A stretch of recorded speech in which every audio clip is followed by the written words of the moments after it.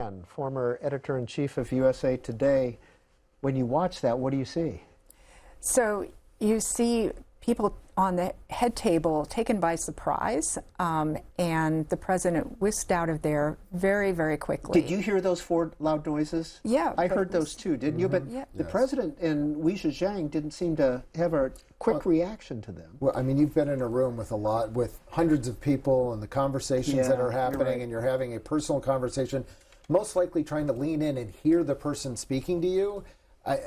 And your microphones are picking up noises. Again, it sounded distant, at least from the microphones, but that is not surprising that they wouldn't have heard a thing. Well, hey, Greta Bronner of C-SPAN is at the dinner, and she is on the line. First of all, Greta, what we're seeing on the scene right now is that all the attendees are filing out. Is that correct?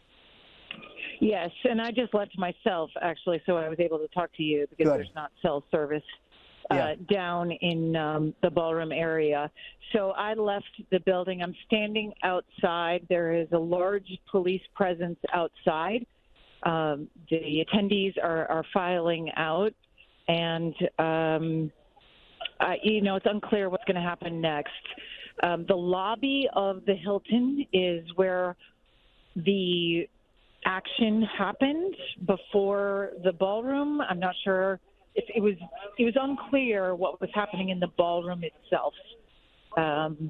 It sort of obviously caught everyone by surprise as we were sitting there and the dinner was getting underway. Greta, did you see the president and Mrs. Trump being hustled off? I did not. It happened so quickly. I was talking to folks at our table. I heard a clattering of what sounded like plates. Turned around, and the vice president, the president, the first lady were gone. That's how quickly it happened. Okay. All right. So you're standing outside the Hilton now. You're on Mass Ave or Connecticut Avenue? Or close by Connecticcut Avenue, which is where the hotel is? Yep. Okay. Yep, absolutely. Is the dinner over? It's hard to know at this point. When I exited the ballroom, I turned around to law enforcement to go try to find a different way out. And he said to me, "You cannot come back in this way." So once I had left the ballroom, if anyone leaves the ballroom, you're not getting back in. I believe he said to me, "This is a crime scene. You are not coming back in this way." Back through the metal detectors to get into the ballroom. Okay. He used the term crime scene. I believe. Okay. So. Hey, Greta, stay on the line. It was a rush to get out. Okay. But it looks like everybody was stayed in there for a while. Yes, and it was as the president, first lady, and the vice president were rushed out, there was another wave of law enforcement that came in after them.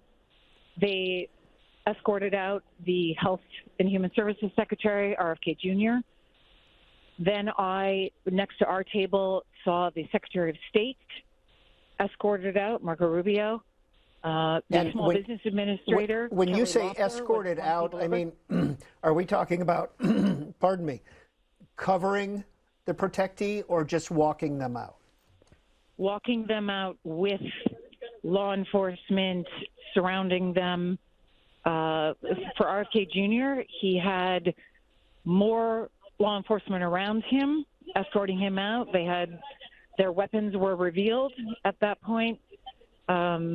The Secretary of State had less of people around him, and he was escorted out toward the dais where the president had been, and they went back through that room when they were brought out. We also had the Small Business Administrator close to our table, and she was also there were law enforcement surrounding her as well. Hey, Greta, are you guessing that the president is back at the White House at this point? He was evacuated, from what I understood, and he is no longer on the presence on the grounds.